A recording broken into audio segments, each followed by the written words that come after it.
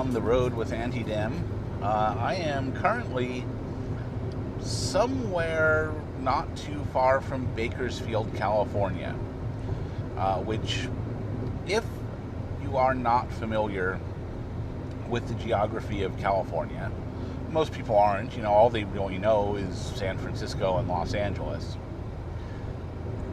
It's worth taking a little bit of time to explain a little bit about California, how its economy works, how its politics work, and how democracy is going to literally starve itself in California.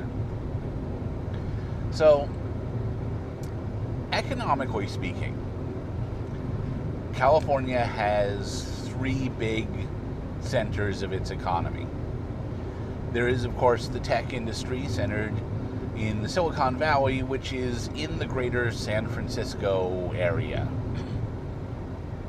There's also some banking up in San Francisco. It is a regional bank center, but really, technology is where it's at. The second economic center of California is Hollywood. That's a very, very big business, the entertainment industry, all centered in and around Los Angeles.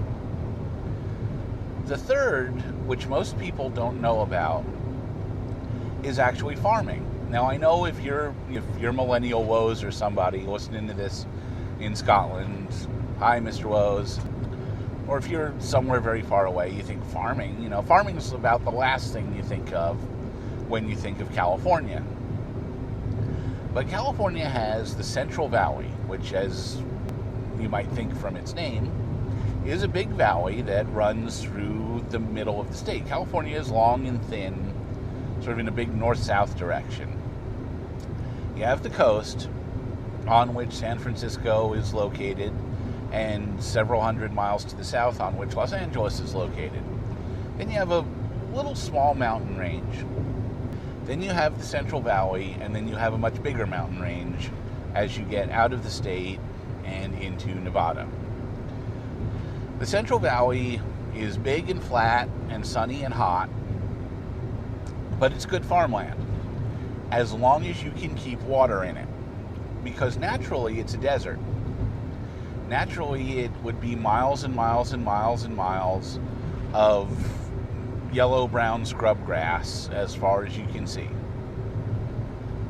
If you don't water it, it's a desert. If you do water it, it is an amazing breadbasket. It is incredible agricultural land. And one of sort of the lesser known but really importantly true things about California and about America is just how much stuff is grown in the Central Valley. Remember, California is huge. So the Central Valley is the size of, maybe 2 or 3 smaller Midwestern states, and certainly a bunch of eastern states combined. And that's just by itself. So keeping water flowing to the Central Valley is really, really important. If this state can't produce agriculture, then not only will, of course, food prices go through the roof, but I don't know if people could get food in a lot of places out here in the West. The bounty that we produce wouldn't be what it is without the Central Valley. It's really crucial. But here's the problem. The problem is that California does not have a huge amount of water to begin with. Again, you would think, being a seaside state, it would. But unless you'd like to build a lot of desalination plants along the coast, which is, it's doable, but it's expensive, and California has its own political problems with building infrastructure, which I'll get into. Unless you want to do that, you got to get the water from someplace else. Now, mostly the water that California uses comes out of the mountains. There's a lot of snow on the mountains in the wintertime. The snow melts in the springtime. The water runs off the mountains. The runoff runs into reservoirs, and the reservoirs are then used to feed water to the cities. For example, San Francisco, which probably should have desalination there, They get their water from a reservoir that is hundreds of miles away, up in the California mountains, called the Hetch Hetchy Reservoir. Hetch Hetchy is hundreds of miles, like I said, away from San Francisco, but it is the property of the city of San Francisco.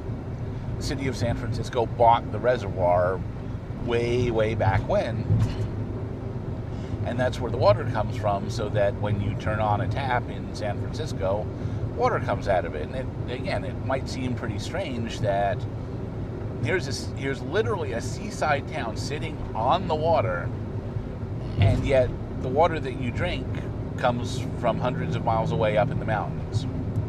Similarly, Los Angeles, the Los Angeles River is a little creek that could maybe serve the needs of a small town. If anything happened to the water systems that bring water out of the mountains and out of the Colorado River to Los Angeles, and these are, again, places that are hundreds of miles away, they could sustain maybe a population of 10,000 without that. And Greater Los Angeles has something on the order of 20 million people in it. So here's the problem. The Central Valley is thirsty for water, and the cities are thirsty for water.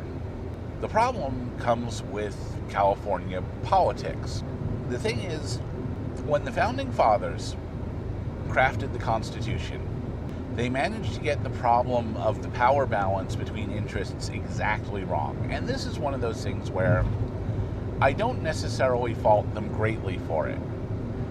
Because when the revolution happened, Boston was a town of 30,000 people. New York was a little under 50,000. The only city in the world with 1 million people in it was London, and that was relatively recent. There hadn't been a city of 1 million people before that since the Roman Empire went out of business. So they thought that the problem was protecting small states from big states. What turned out to be the problem, as industrialization happened, as that brought workers into cities, as urbanization ended up just exploding over the 19th and 20th centuries, is that the real problem turned out to be protecting everybody else from the big cities. And nowhere is that more obvious than in California. If you look at an electoral map of California by county, what you will see is that you have basically 3 deep blue dots. You have Greater Los Angeles, you have the San Francisco Bay Area, and you have the state capital at Sacramento, and everything else is red. It all votes Republican, which is a similar pattern to other states where, if you took New York City and its direct environs out of New York State, New York would be a red state. Florida, take Miami and, Miami, Tampa, Orlando out of the electoral map, and it's really, really red. Pennsylvania, there are people who, there's an old saying about Pennsylvania, that Pennsylvania is Philadelphia on one end, Pittsburgh on the other end, and Alabama in the middle. And there's really something to that. It is the cities that pull us far left. And it is the cities that dominate everybody else. And there is absolutely no protection against this built into the Constitution. If you have a big city and some countryside in the same state, the countryside is screwed. People out here in the country in California, they don't need all these gun laws, and they don't want trannies in their bathrooms, and all of this. They hate it, but there's really nothing they can do about it, because these relatively tiny geographical areas are just teeming with people. So what happened was, a few years ago, California got into a drought. Now, California's water situation, again, is precarious enough to start with. Anything happens to that, and things start getting really bad really fast. Well, a drought started. And now the state had to make a decision about where the water was going to go. Does the water go to the cities, or does the water go to the Central Valley? Any sane ruler would look at this problem and say, of course we deliver the water to the countryside. Of course we keep the farms going. Of course we do that because we like eating food. And as for the cities are too big. These cities are too damn big and have too damn many people in them. They need to be smaller. We need to limit the flow of people into these big, huge cities. The flow of people to go there and to do basically nothing. Of course, there's many, many people in those cities who literally do nothing because they're on the government dole. But even other than that, I mean, the cities used to be centers of factories, and now they're not anymore. How many paper pushers do we need? How many people tapping at the keyboards of PCs do we need? How many people working in Ross Dress for Less do we need? These people aren't really adding that much to the economy, to a real economy. I mean, there's, of course, the debt/consumerism economy, but that's a house of cards, and that's going to come crashing down someday because it can't not crash down someday. So any decent leader would say, of course we keep the water flowing to the Central Valley, and the answer is to somehow limit the flow of people into the cities and maybe even find ways to get people out of the cities. And hey, guess what? In cities that are full of immigrants, legal or otherwise, that's actually pretty easy. We take all of the immigrants who aren't citizens and we say, sorry, unless you're really, really, really doing something to contribute to the economy. I mean, really seriously something that nobody else can do. And there are very few of those. A few Hollywood actors and directors. A few real genius type people in Silicon Valley. And no, I don't mean your average H-1B Indian code monkey. Everybody else, get on out of here. Go back where you came from. And even internal flow. You know, if you don't think that a government can keep people from moving into cities, well, it does in China. It figured out a way to do that, and we could do the same thing, and we should do the same thing. But the cities are the be-all, end-all of politics, and they can vote to have the water flow to them because, of course, they're short-sighted. Of course they don't really understand the issue, and of course they have normalcy bias, which means they don't really believe that food will ever become hard to get, especially, of course, the millions of them that are living on EBT cards who don't pay for food anyway, so the price of food doesn't matter to them. It's OPM. They're not paying for it, so what do they care how much it costs? So people just don't believe that we could ever get to a situation where things are really bad and we have a really serious dust bowl in the Central Valley, and all of a sudden we can't feed all the people who are in these big cities anymore. At which point they're just as screwed as if they had let the water flow out there. You know, you need food and water, everybody. And there's just this disbelief in the idea that Doritos won't ever be on the shelves, or Diet Pepsi won't ever be at 7-Eleven for two for $1. So of course the voters who are short-sighted, who suffer from normalcy bias, who don't really think long-term, who don't really understand the issue, are going to end up literally starving themselves one of these days. This is a problem of a little bit of management, a little bit of forethought could prevent a crisis from happening. But that's not how democracy works. Because if you tell people to go through a little pain now for something better down the road, they just won't do it. They won't go through the pain. Nobody's going to vote for pain. Doesn't matter what's on the other side of that equation. You can't get people to vote for pain. So the Central Valley out here along I-5 is filled with signs that are placed along the side of the highway. All of them basically angrily saying the same thing, which is we're being starved of water.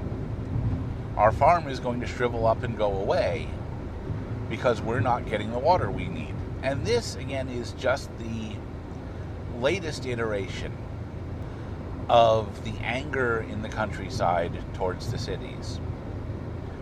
It's nothing new. It's nothing even uniquely American. I remember once reading an account from a crew member of a B-29 who had to bail out over Japan. And he ended up floating down to the ground in some little Japanese village where the villagers captured him and, took him to the local village office to sit there until they figured out what to do with him. But they were close enough to Tokyo, they were close enough to the big city, that they could see the fires, the glow in the distance of the fires from the bombing raid that this guy had been on. And these country Japanese were actually cheering for it. They were happy that the big city was burning down. This city that oppressed them politically, that took the fruit of their labor in taxes and gave it to, again, not only people on the dole, not only complete layabouts, but to bureaucrats, to people who contribute little to nothing to what an actual economy would look like. People who never did them a bit of good. Which sort of ties into my reaction to the whole Democratic sit-in on gun control, other than the fact that I'm opposed to gun control for other reasons. It was a miscalculation on their part, because it's Democratic constituents who panic when the government gets shut down. It's not Republican constituents. It's not country boys who panic because the federal government won't be there peeking behind every corner of their farm, sticking their finger into every bit of their business, bossing them around, telling them what to do, and taking taxes from them for the privilege. A lot of people feel like they could do just fine without the federal government. A lot of people feel like they could do just fine without the state government. Really, all you need is a local sheriff to enforce some real basic laws that everybody that you could read out of the Ten Commandments. What really is decent law, other than stuff that's based on essentially two principles: don't hurt other people, don't steal or break their stuff. That's basically it. And if you just have a local sheriff who enforced that, things would be fine. Nobody needs these bureaucrats. Nobody needs parasites or hangers-on. And no, don't take that as me saying that absolutely nothing of any value happens in big cities. Sure, look, I've got a smartphone. You're listening to this on the internet. YouTube is in Silicon Valley. And yeah, I appreciate all the ways that has made things better. But the cities are still too big. They got too many people in them. They got too much political power. They're too much of a draw on the countryside. And California is where the rubber hits the road on that. And all of this, of course, is not even to mention California's problems with energy. The fact that we haven't built a new power plant in this state in something like 30 years. The fact that there's now a plan to shut down the last of our nuclear power plants in 10 years, with basically no replacement except for some pie-in-the-sky promises about how someday we'll have fusion, or how someday solar will work well enough for us to get all of our energy off of it, or all of these things that, well, they're not happening now, but hey, trust us, the future's utopian and something's going to happen eventually. Well, that's not enough to base a real economy on. What happens if the lights go out in Silicon Valley for 3 days? This is not beyond the realm of possibility. A few years ago, we had that blackout in the Northeast, and parts of that were offline for 3 days. I mean, people are ready to shoot themselves if Facebook goes down for an hour. What are they going to do if Silicon Valley goes dark for a while? I mean, really, what do we do? We're just not paying attention to this. We're in a state of denial. It's the normalcy bias. That could never happen. It could never happen, so we shouldn't even consider it. It could never happen, so let's not plan for it. Let's not put any thought into avoiding it. It's too horrible to contemplate, so we're going to just pretend it isn't there, like a little kid who, when their house is on fire, figures if he can't see the flames can't see him, just like mommy can't see him, and pulls the cover over his head, waiting for it to go away. That's not how reality works. And of course, then there's the matter of transportation in this state. The BART system, which is the commuter train system that connects the city of San Francisco with most of the rest of the greater Bay Area, doesn't extend to San Jose or the Silicon Valley, which would not be that hard. I mean, the current southeastern end of the line is at Fremont.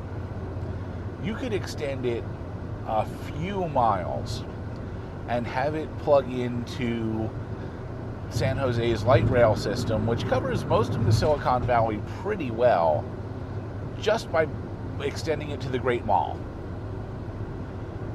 You could, of course, even better, extend it all the way down to San Jose, make it easy.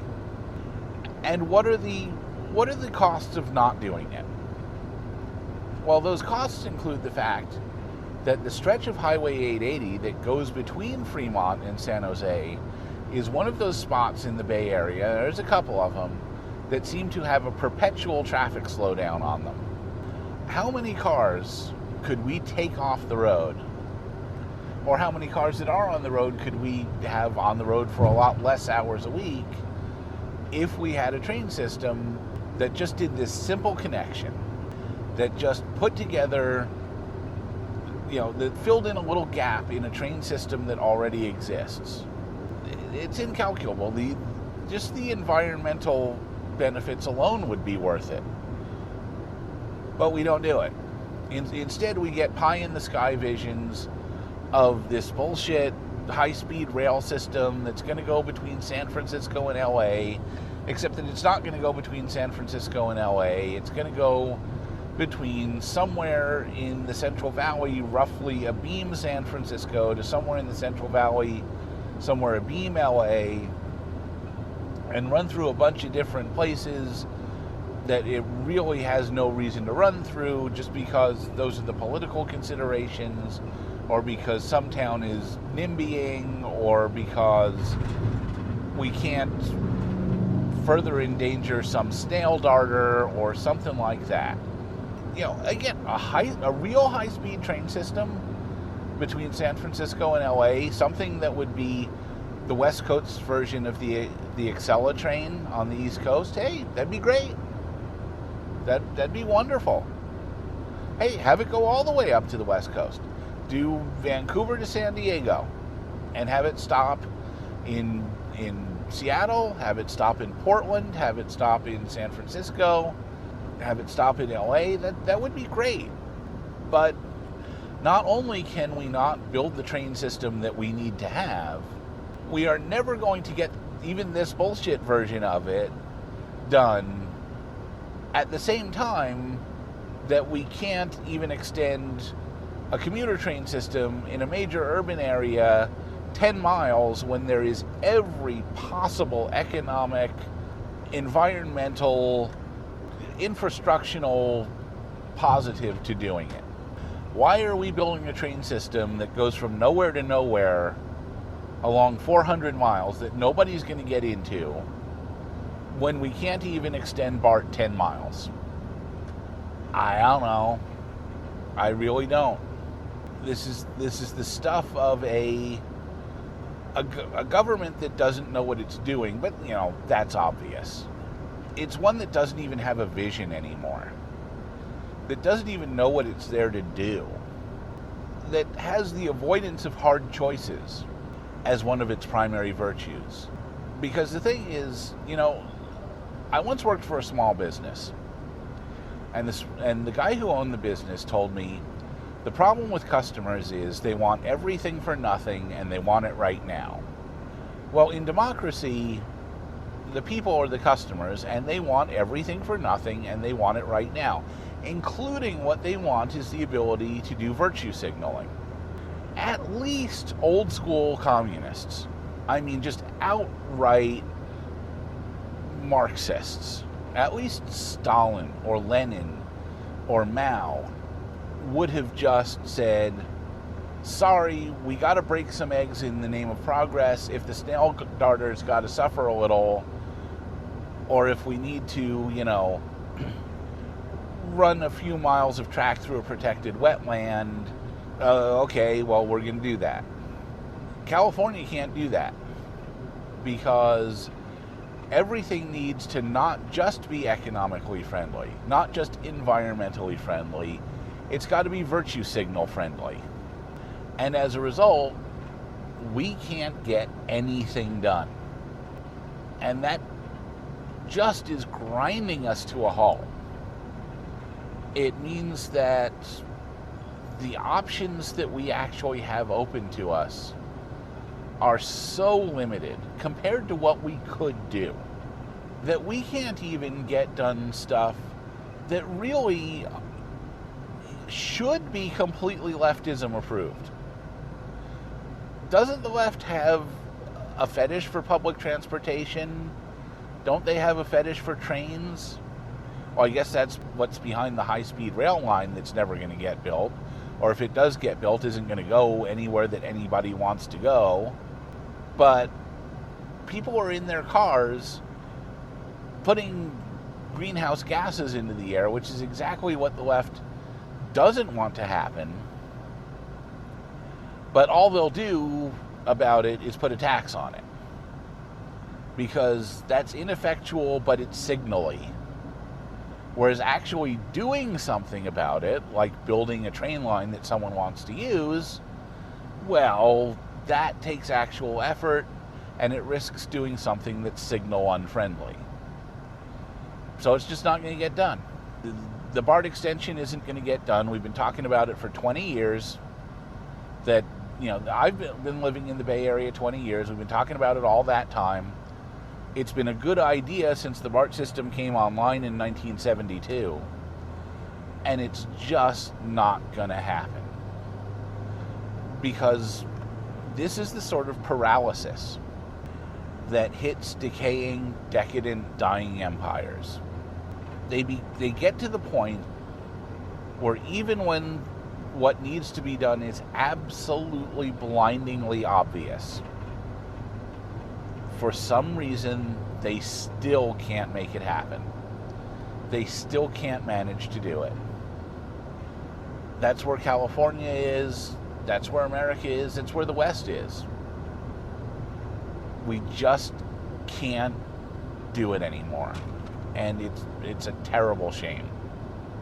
I don't know what's going to happen with the water crisis. I don't know what's going to happen with California. There have been a couple of moves to break up the state in the past little while. There was a referendum to split California into 6 smaller states. That got shot down. There's an independence movement among people in the way, way northern end of California. I mean, way up in the evergreen forests. They want to declare independence from California up there and form what they call the state of Jefferson. That's a big movement. I don't know what's going to happen, but I do know that huge megacities draining every resource out of the countryside is nothing that's going to end very well. it's going to end with some hungry people and everybody real miserable. And we could stop that from happening even now with some wise management of our resources. But it's not going to happen. We're going to run our resources into the ground until there's a crisis, and then hell if I know. It won't be good though. Well, that's my report on California as I drive past what seems to be a big, I think this is an almond grove, out here in the agricultural part of California, out here in God's country with real people. And I wish them all well. I hope someday they do get the independence they want. It'll be better for them. It'll be better for everybody. Talk to you a little on down the road.